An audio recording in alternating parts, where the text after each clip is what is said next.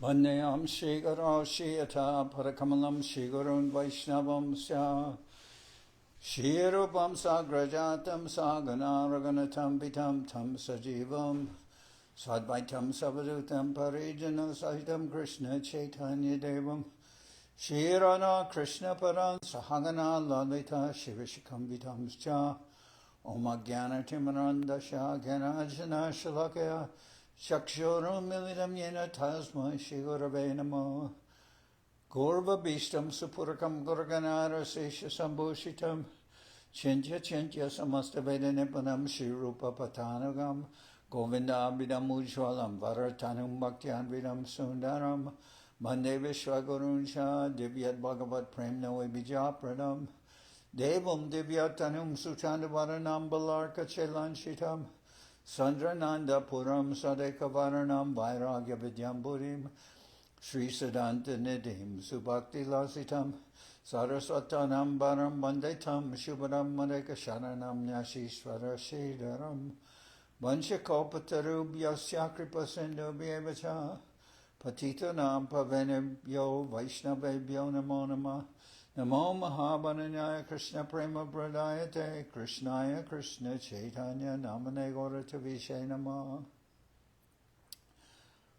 So first I'll start by reading from Sri Garga Samhita by Sri Garga Muni, and this is with translation of Kushakratha Prabhu. So we're on the first canto, and this is chapter 6, description of Kamsa's strength. Sri Bahulashva said, who was this very powerful demon, Kamsa? O great sage, please describe his births and activities. Sri Narada said, at the time of churning the milk ocean, a great demon named Kalanemi fought with Lord Vishnu and was violently killed by him. When Shukracharya revived Kalanemi by means of Sanjeevani, the demon yearned to fight with Lord Vishnu again. On Mount Mandara, he performed severe austerities, drinking Durvasa grass, drinking. On Mount Mandara, he performed severe austerities, drinking Durva grass juice and worshipping Lord Brahma. When 100 celestial years had passed, all that remained of Kalanemi was his bones inside an anthill. Brahma then appeared and said to him, ask for a benediction. And so Kalanemi replied, may my death not come from the hands of any of the demigods who have Lord Vishnu as their root. Sri Brahma said, O demon, the benediction you request is difficult to attain. Still I will grant it. From the womb of Ugrasena's wife, Kalanemi attained another demoniac birth. Even in his childhood, he would regularly fight with great wrestlers. Desiring to conquer all directions, Jarasandha, the king of Magadha, set up camp at different places by the side of the Yamuna. At that time, the elephant, Kuvalayapida,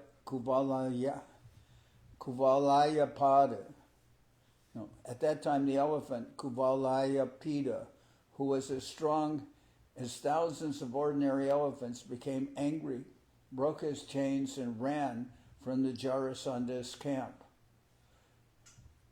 Kuvalayapida went to the mountains and entered a wrestling arena where Kamsa was fighting.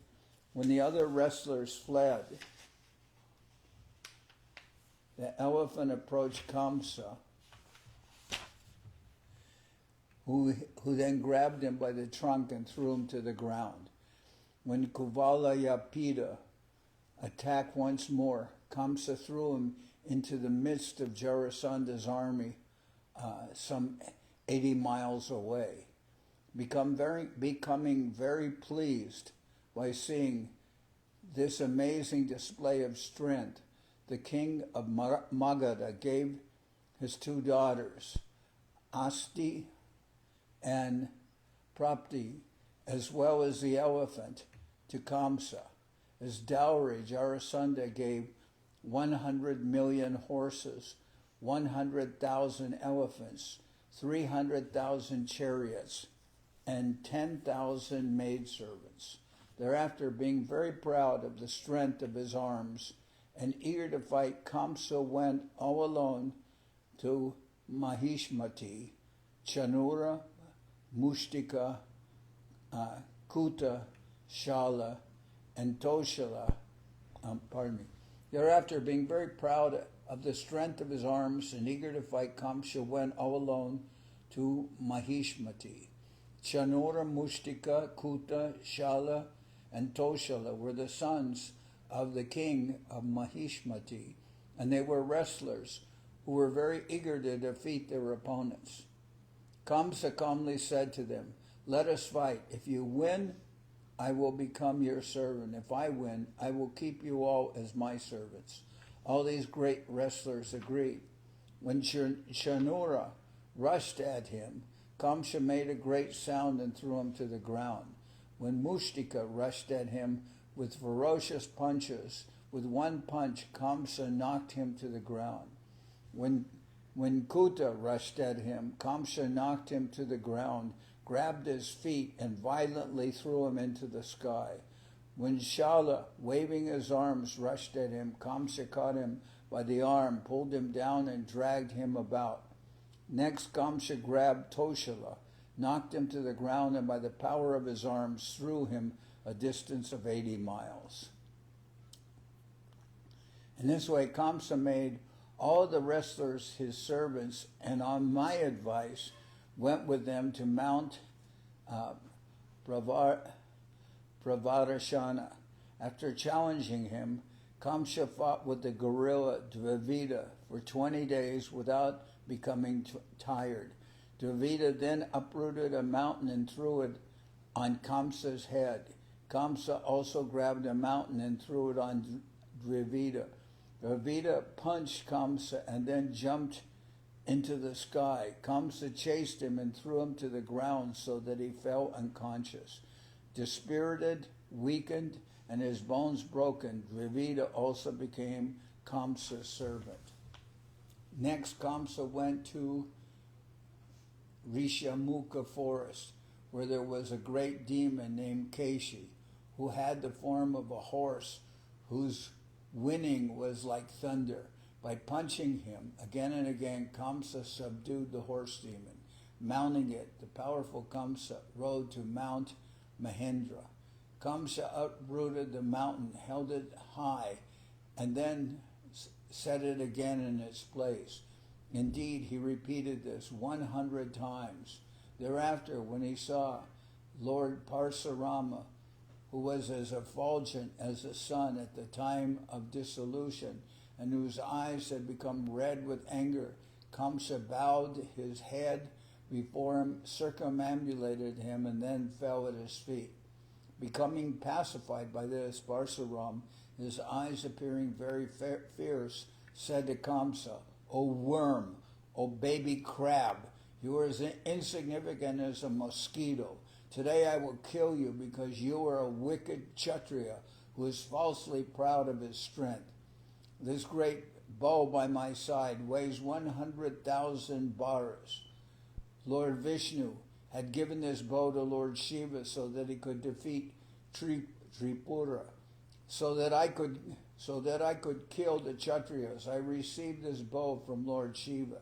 If you can string this bow, I will not punish you, but if you are unable to do so, I will destroy your strength." The demon Kamsa picked up the bow, which had been made from 7 palm trees. As Parsuram looked on, Kamsa easily strung it. Indeed, he drew the bowstring back to his ear 100 times and released it, making a thunderous sound that reverberated throughout the universe. It made the elephants that support the directions tremble and caused many stars to fall to the earth. After putting the bow down and bowing again and again to Lord Parsuram, Kamsa said, O Lord, I am not a Kshatriya. I am a demon, and I am your servant. Indeed, I am the servant of your servant.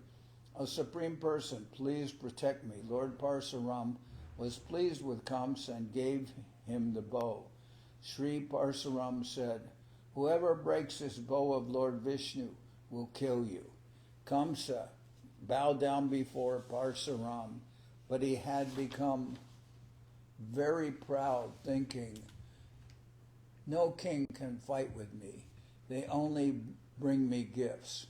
Thereafter, on the seashore, Kamsa saw a demon named Aghasura, who had a serpent's body and was licking his tongue and hissing. When the serpent came and bit him, the fearless and very powerful demon, King Kamsa, jumped on it and began squeezing its neck. In the east, a great bull demon named Arishta fought with Kamsa, just as one elephant fights with another elephant. With its horns, Arishta uprooted a mountain and threw it at Kamsa's head. Kamsa then took a mountain and threw it at Arishta's head. Then, with a single punch, the great demon Kamsa made Arishta fall unconscious. After this victory, Kamsa went towards the north. Being very eager to fight, Kamsa said to Narakasura, Pragyotisha's very powerful ruler, who was a son of the goddess of the earth, O king of the demons, please give me battle. So after this victory, Kamsa went toward the north. There, being very eager to fight, Kamsa said to Narakasura, Pragyotisha's very powerful ruler, who was a son of the goddess of the earth, O king of the demons, please give me battle. If you are victorious, I will become your servant. If I am victorious, I will make you my servant. First, a very powerful demon named Pralambasura fought with Kamsa. They fought as one lion fights with another. Finally, Kamsa wrestled him to the ground and thus threw him into the city of Pragyotisha. Threw him into the city of Pragyotisha. Next, a demon named Dhenuka came and grabbed Kamsa. With fearsome strength, Kamsa angrily threw Dhenuka 800 miles, jumped on him and crushed him with many hard punches. On Narakasura's order, a demon named Trinavarta pulled Kamsa into the sky and fought with him 800,000 miles above the earth in outer space. With limitless strength, Kamsa dragged the demon from outer space to the earth and made him vomit blood. Next, when a powerful demon in the form of a duck named Bakasura tried to swallow him, Kamsa made it fall with a single punch that was as hard as a thunderbolt. Lifting himself up, the white-winged demon made a sound like thunder and angrily swallowed Kamsa with its sharp beak. When he was swallowed, Kamsa became angry so that his body became hard like a thunderbolt. Its throat breaking, the great duck, Bakasura, spat Kamsa out at once. Kamsa grabbed Bakasura and threw him to the ground. As they continued to fight, Kamsa grabbed him with both hands, whirled him around, and dragged him here and there. Then Bakasura's sister, Putana, came and wanted to fight. Kamsa laughed and said, "Hear my words, O Putana. I will never fight with a woman. Bakasura has become my brother, and so you should be my sister." Seeing that Kamsa had apparently unlimited strength, Narakasura accepted defeat. He made friendship with Kamsa, in which they formed an alliance against the demigods. So this chapter is titled Description of Kamsa's Strength. That's chapter 6 of the Garga Samhita.